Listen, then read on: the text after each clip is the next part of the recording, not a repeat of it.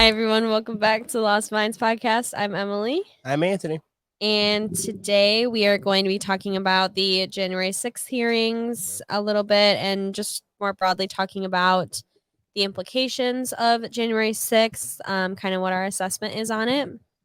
And we are coming to y'all with no video today because we are last minute recording this. And yeah, definitely it takes a while to set up our visuals. So audio only today. How are you, Anthony? I'm pretty good. How are you? Pretty good. It's hot. It's really freaking hot. It's really hot in here.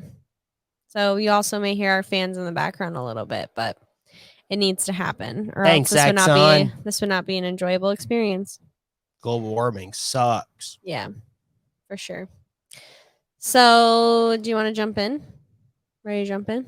Yeah. Cannonball. You're cracking me up. Okay. I tried. Well, I guess I'll get us started since Anthony's in a silly, goofy mood. So this week started there was a House committee. There is a House committee that is investigating the January 6th attack on the U.S. Capitol last year. Oh, hey, in case you never heard about them because they don't ever do anything. There is a House committee that exists. There's a committee in the House that's supposed to do things, and they're doing something that doesn't matter. Yeah, for sure. Definitely. Well, we're all struggling to make ends meet right now. This is what they're focusing on. But I found an article from the Associated Press, which I just wanted to comment on this paragraph and also hear what you have to say, Anthony. It says, investigating the attack on the U.S. Capitol is going public as lawmakers hope to show the American public how democracy came to the brink of disaster. Do you have any comment on that? I don't. It's the same cycle. We always have these conversations every 2 or 4 years where it's like, oh my God, democracy is about to end. And it's like, when are we just going to realize that it already ended and that this is all just seasonal distractions for us to just, I don't know, dive into and partake in? Yeah. It doesn't matter to our daily lives. Yeah. It just doesn't. I mean, it does. I mean, the precedent that all of this is setting is that none of us are going to be able to protest on the Capitol ever in the future, no matter how minute or minuscule it is or how peaceful it is. It doesn't matter if we're not there with guns and threatening to hang the vice president and shit. But that's what they're doing with this, is they're taking this and they're just running with it. Yeah. And the squad and all the progressives in the House, quote unquote progressives, are completely complicit in this. Yeah. I definitely have thoughts on that. I just wanted to go through like the idea of like democracy being on the brink, because I think we hear that a lot. Like, oh my gosh, democracy is in democracy is in question. Democracy is like, we're at the brink of ending our democracy, and I think a lot of people don't even like know what that means. And like, technically, I guess. And so I wanted to like read off the essential elements of democracy. There's like 4 elements of democracy. Mm-hmm. And the first is choice of the people. So a political system that allows the people to choose the members of their government by means of elections, which imagine that. People will say that like, and I'm not even saying that necessarily like an insurrection wouldn't necessarily be like a direct threat to that, especially related to an election, because what they're trying to say is that on January 6th, they were directly like addressing the 2020 election and like saying that Trump had won the election when he didn't win the election. And so that's why they like call this a brink, like we're on the brink of our democracy. But at the same time, like, we already don't have a democracy, like based on that. Right. We have like the what am I thinking of? Why am I blanking on this term? The Electoral College. We have the Electoral College, which like is an automatic like reason why we don't have our democracy. Like we don't choose our president. Right. We don't like, we're not actually involved in that process. So like even from the jump, like our idea of democracy, just similarly to like our idea of freedom, is not, you know what I mean? It's not there. Like, we don't have an actual accurate depiction of what freedom is and an accurate example of what democracy is, because we don't live in a democracy. We especially don't live in a democracy when, like, we don't choose our politicians, and we also don't have any choice of what our politicians do, like corporations do. We are an oligarchy. We are not a democracy, regardless of that. That's the first one that I wanted to point out, is like, we already don't, there are plenty of instances where we don't have the right to choose our elected officials. And especially when you have parties like the Democratic Party who cheat the people who are like running and are winning in primaries, is also a one prime example of how we don't get to choose who is our elected official. Or like the Democratic, what are they called? The folks that have sway in primaries in the Democratic Party. Oh, super delegates. Super delegates, yes. Like those are prime examples of how we don't have say in our elections. Absolutely. So that's just one thing. And then participation of people. So basically just like people being involved in like politics and civic engagement. You know, if people weren't like involved in the it kind of goes back to the first thing of like, people aren't involved in your elections, you don't really have a democracy. If people can't vote, if they can't, you know, do these things, and like, you don't have a democracy. So that's one thing, which again doesn't have anything to do with January 6th. And then fundamental rights, which I think is something that we could definitely argue that is a case for us to not have a democracy, is like the right to life, which we don't have because we don't have Medicare for all. No one has the right to life. If you have a life-threatening condition or a terminal illness, you don't have the right to just get the care you need in order to live. And that's one reason. Like, right to education. A lot of people don't have the right to education, especially higher education. We don't have that complete right in this country. And there's a lot of kids who also don't have access to like genuine education. You know what I'm saying? I think that that's a little bit, that can be a nuanced argument, but I still think it's valid in saying like a lot of communities and kids and populations don't have access to actually education. It's just like a mini prison for these kids, especially these like kids in minority communities. They put them in these mini prisons and barely teach them anything. It's not really an education.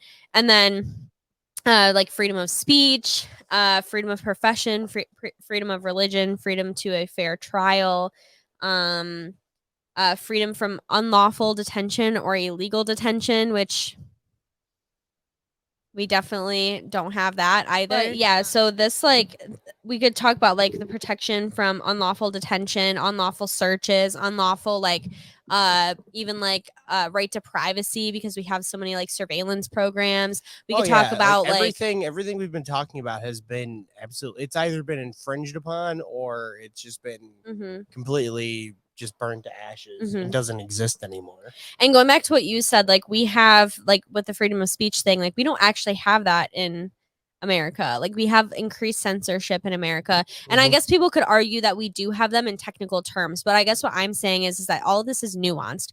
Just like freedom, the idea of freedom is nuanced. Like, technically, do we all have freedom? Like, are we all locked up somewhere? No. But like, do we really have freedom in this country? Like, think about what freedom is. Think about what freedom means to you. What freedom means to me is like having the autonomy to do what I want to do in any given day, but I'm actually forced to like sell my labor in order to survive. I'm forced to like be involved in institutions that don't make me happy, that like are just forced upon us, like college. A lot of kids feel forced to be in college. A lot of kids feel forced to like be involved in these situations that they don't necessarily want to be. So like, do we really have freedom in this country? And like, also it calls into question like the amount of censorship that we have in this country as well, not only on like the left but also the right. Like, there is censorship across the board. And we're like seeing that a lot more too. So I think that that's just one as well. And also the fourth element is like rule of law. So democracy, it's like the origins of a democratic state. So like the legislature, the executive, the judiciary, all those things. But like, we again don't have any right to like change what's going on there. Like, there's a lot of checks and balances there that don't actually exist right now.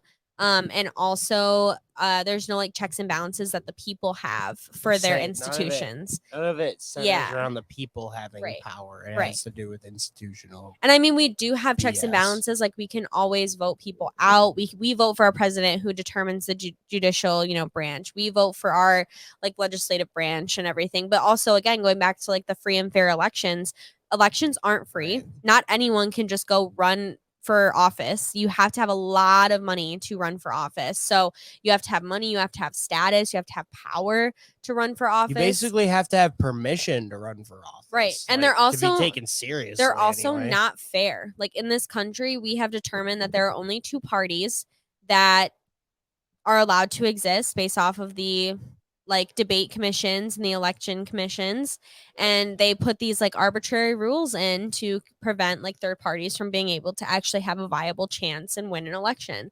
So if we didn't have all those things, I could say yes, definitely we have free and fair elections here, but our elections aren't free. It's also not free for people to go vote. Like how many hours have you seen people go to vote where it takes 8, 10, 12 hours standing in line just for them to vote? That's one whole day of like driving to your polling location. That's like one whole day of work for some people, because I don't think everyone get like election day is not a federal holiday. Like we don't get that day off just to go vote, like there are still people out there that have to work on election day. And so taking like election day off isn't an option for everyone. And it also, they can't afford to like wait 12 hours to go vote. So we don't have free and fair elections. It's just not like that. Just kind of goes back to that principle of like, if we had free and fair elections and elections were more accessible for like everyday people, maybe we would have more checks and balances on our legislative branches and our executive branches, but we don't. So like we actually don't have that. And also I would argue that like when you have a legislative and executive branch that is completely compromised by corporations, you don't actually have that. Like there's only a select few people who are actually running our government. The people that are doing it are just the like minions to those people. So do we really have a bunch of people? Do we really have 130 people running running the government in our Senate? No.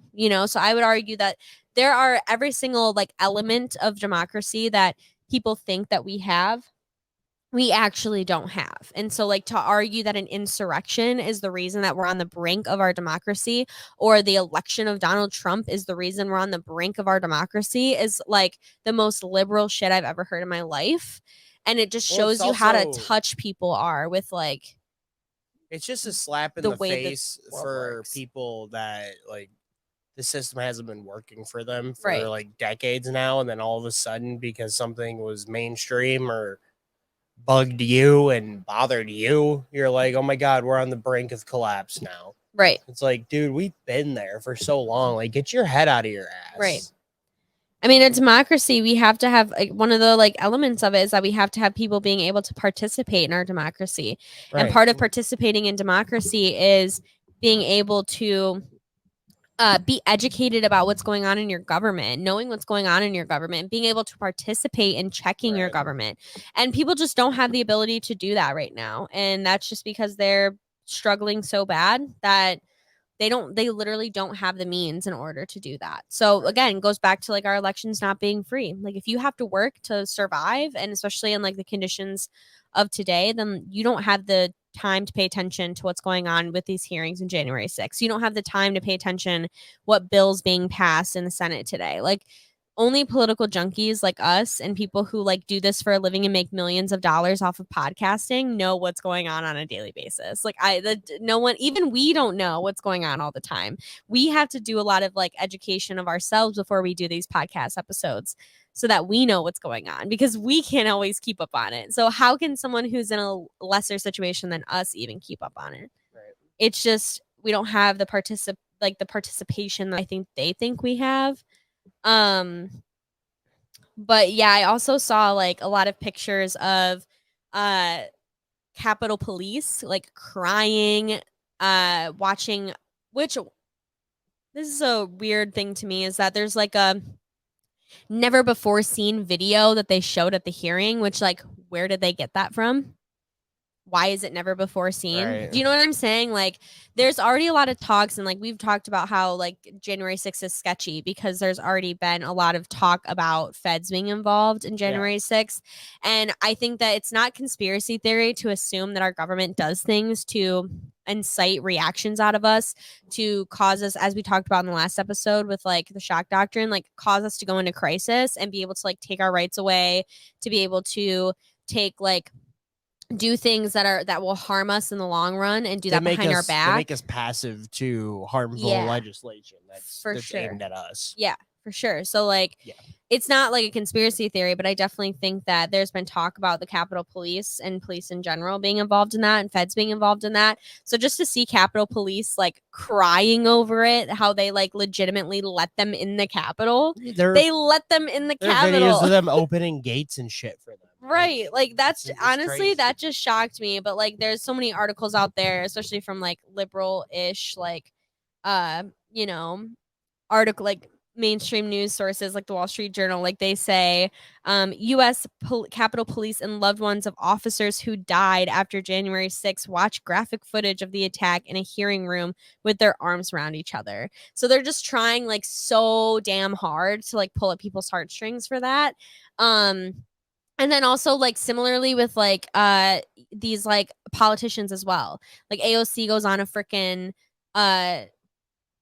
pity tour when it was found out she wasn't even in the Capitol at the time. She wasn't even there. Right. So like, what is she like? I just think that there's so many questions here to be asked that we're not asking. Mm-hmm. And I think it's really perfect that inflation is so high, gas prices are up.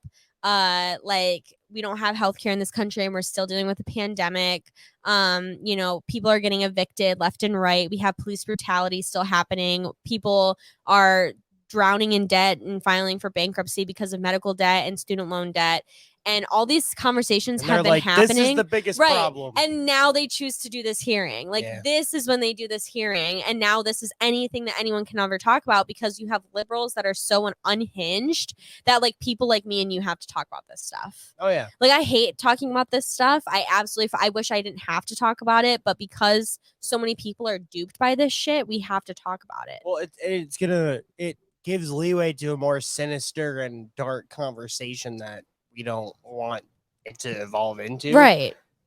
That like this happened with 9/11 and like the Patriot Act and everything like that. Like this is what they do. Like they dangle something in front of your face, whether it's manufactured or not. That doesn't even matter.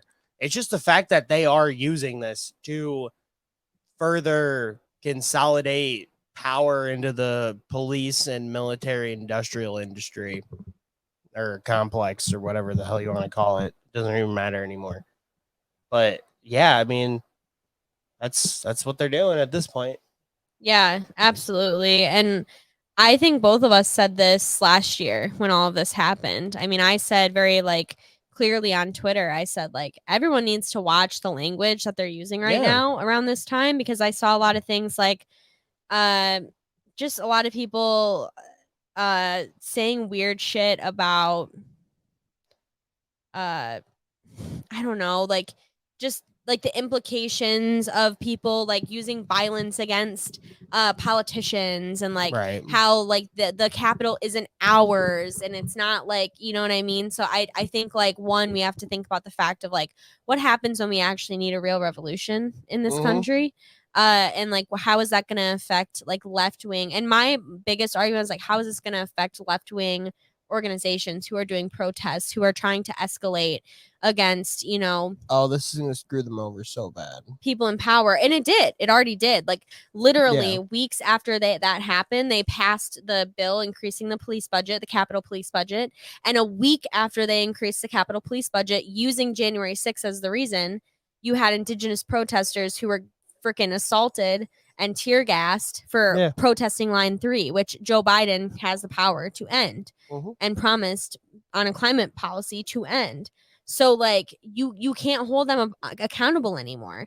You know, we're planning this march for Medicare for all in Washington D.C. in July, and we have to jump through so many hoops to do this protest on Capitol grounds. I can't we're doing it on Capitol grounds, but like we can't have like zip ties. We can't have like there's certain things that we have to be Jesus. careful of because they will legit come after us for having certain things. And they're like probably even gonna find something to come after us for anyway. Yeah. When we're there. We can't have mics. We can't do a concert. We can't have music. We can't do any of that. So they're really just making it so impossible for people to protest power. And that is the implication of January 6th, which is exactly the implication of like banning guns. It's the same thing. They use these things they're just like how many mass shootings in how many days? Like, come on, that's just so unrealistic to me. All at once. Yeah. You won't hear about a mass shooting for another year. And then next year around the same time, there will be 7 different mass shootings that happen all in one week. Just to make people the most emotional they can ever been. And there will be more and more and more as the years go on. Instead of 7 in one week, we'll have like 10 or 12 or 15 in one week. Yeah. Just to put people's emotions in high gear so that they can pass some dumb shit like this. To make them check out. Yeah. But the thing is like, it's so frustrating when people don't realize. And I got so much shit. I was called a white supremacist on Twitter for fucking saying that we needed to watch what we were saying about January 6th, how that was going to affect the left. I wasn't even making an argument for the right. I was making an argument for the left. And I got called a white supremacist. I was like, people were like, I don't know about that. And I usually agree with what you say, but that was kind of fucked up. And it's just like, y'all are so like, you are not even like how I know you're not an activist is because you say something like that. I know that you're not an activist that's like at least out on the streets because I know you don't know the implications of that. Right. Like you're never going to plan a protest. You're never going to be out there planning a direct action. And I know that for a fact because if you have ever planned a direct action in your life or ever been a part of one, you would know that the implications of laws like that like don't allow people to get even like 10 feet away from the Capitol, like it's a problem. Yeah. And then just the continued idea that like politicians are people, which I'm sorry, I personally don't believe politicians are people, and I don't think that we should see them as such because they have so much power over people's security, over people's lives. I don't think that they get to have the same respect that regular people do. And so you see people like, I don't know. There's just been a lot of talk in like a lot of my spaces where we're trying to organize things. And it's like, well, we have to be careful about this and we can't lead on too much about that. Like, we can't like it's hard because we want to tell people what we're doing and how we're like escalating things, but we can't because we can't give too much away because they might be looking and searching. Even like online, they have feds now that look and search for that keywords and shit about absolutely. So it's just like, I don't know. There's a lot of implications to January 6th that we've already seen. And I think these hearings are going to be yet another one of those implications where now people aren't talking about the hardship that people are facing. Right. And what leads into something like that happening? People aren't talking about. Yeah. And I just saw a tweet that Nick from RBN quote tweeted like the other day. I don't know if you saw it, but this guy was like, I think that the January 6th hearings are a little bit more important than talking about inflation, guys. And it's like, really? What? Talking about this thing that happened a year ago that like no one was like, nothing came out of that. Nothing happened out of that. Not being able to afford food. Right. And people going hungry. Us not having baby food. Good people can't afford to like buy food for their children and their babies. And there's shortages on tampons and shortages on baby food, and you can't go to the grocery store to get groceries because gas is so expensive, and people need a raise from work just to go to work. Yeah, true. So it's just one, I don't know. It's a distraction. It shows how dense people are because that's not things that they've had to worry about for however many years. Right. So it doesn't register to them right the way it does normal people, I guess. But yeah, I think like the overall implication of this situation is just going to be like the effects that it's going to have on specifically communities of color who want to like protest injustice against them, because we've already seen that happen with the BLM protests. That was even before January 6th. So, that's going to be 10 times worse now, and I'm sure already is. And they just really want to block the general public from being able to go onto Yeah. the Capitol and mandate things. Absolutely. Mandate basic human rights like healthcare and education Yeah. and shit like that.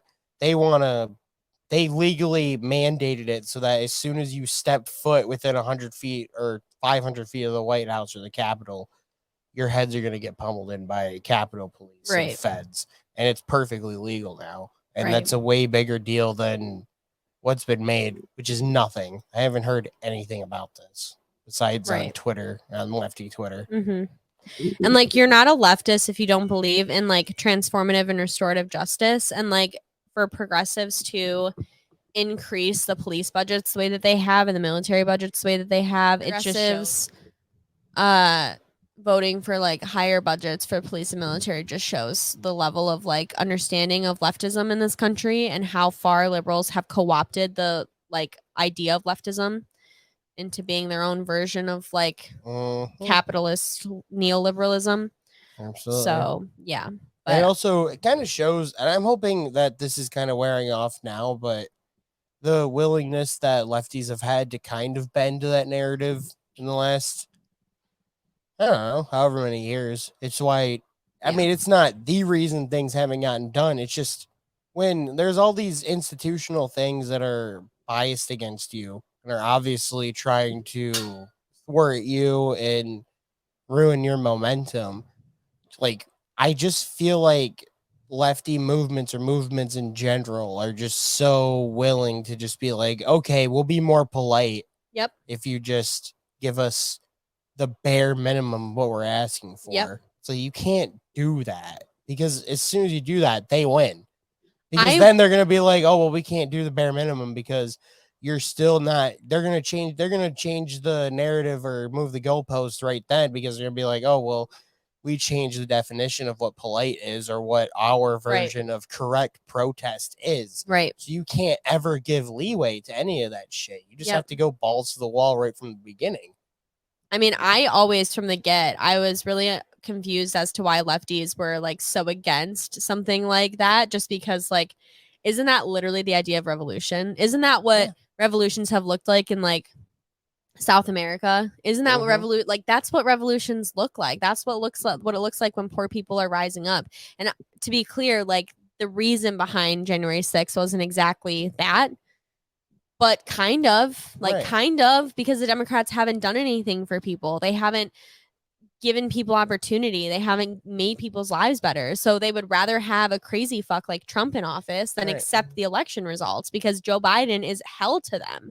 And they've been so brainwashed and propagandized that they're okay with like fighting that hard for Trump in that instance. So it just is what it is. In that sense, I would say like even then when I was watching it, I fucking kind of admired the people from January 6th for like being able to scare politicians that bad. Like I want, as a lefty movement, I want us to be that scary to them where they start actually paying attention to us, because now they're paying attention.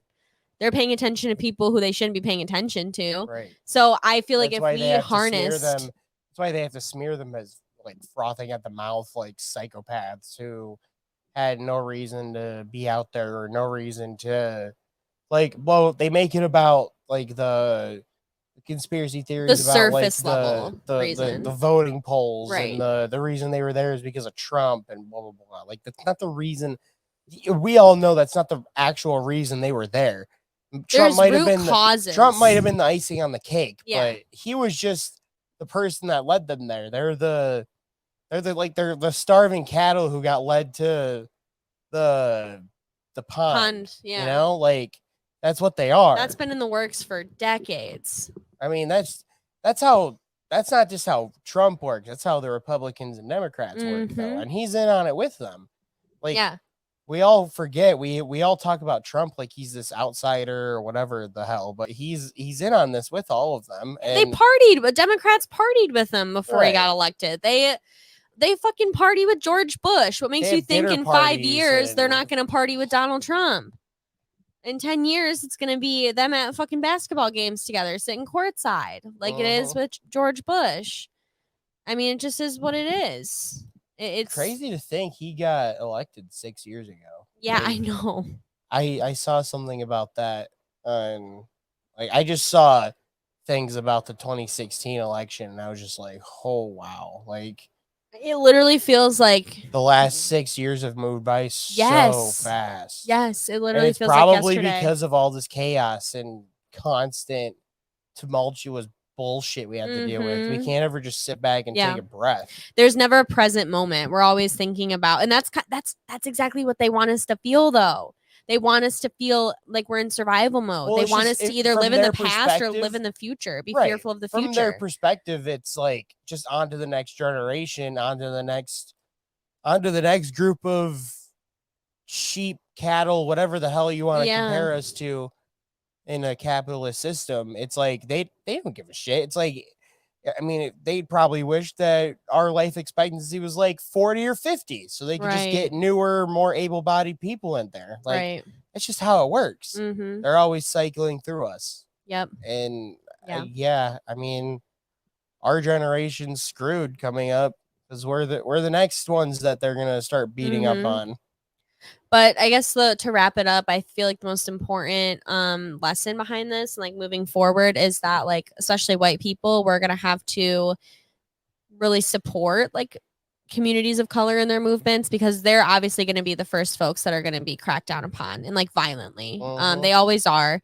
And I think the more lefty movement in general is going to also be cracked down upon. But I think we also, like, as white folks, have to stand up and not protect, not like white savior, but like be there to follow the lead of Black organizers, to be there to support them, to like really take their lead. But also, I think just supporting lefty movements in general, because we're really going to have a hard time if we don't accept that civility isn't the answer. We're going to have a hard time moving forward and getting anything done and having protests and getting out in the streets and achieving general strikes. I mean, it's just going to be really tough. So we all need to kind of be aware of that and also just continue thinking, I guess, from here on out on like what democracy really means and what freedom really means, because we don't really have that. And I think a lot of people forget, and I think people let the government define what democracy is, and like that's not how it works. Like, we define what democracy is, and this is not democracy according to scholarly sources. This is not democracy. So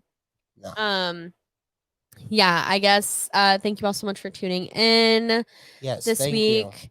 All the things are always linked down below. I want to shout out again the National Day of Action, March Medicare for All, July 30th in Washington, D.C. If you can make it out there, please do.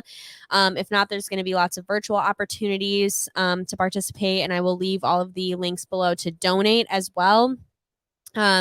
We will be having a really cool live stream with like Jimmy Dore and hopefully Ron Placone, Marianne Williamson, lots of big like political figures to raise money for our action because it costs thousands of dollars to do them. So I will leave all the details below, and always mutual aid links are below, and the two-party system volunteer donation links are below, and our personal channel links are below as well. So we'll see y'all next Tuesday for another episode. Let us know how you liked this one.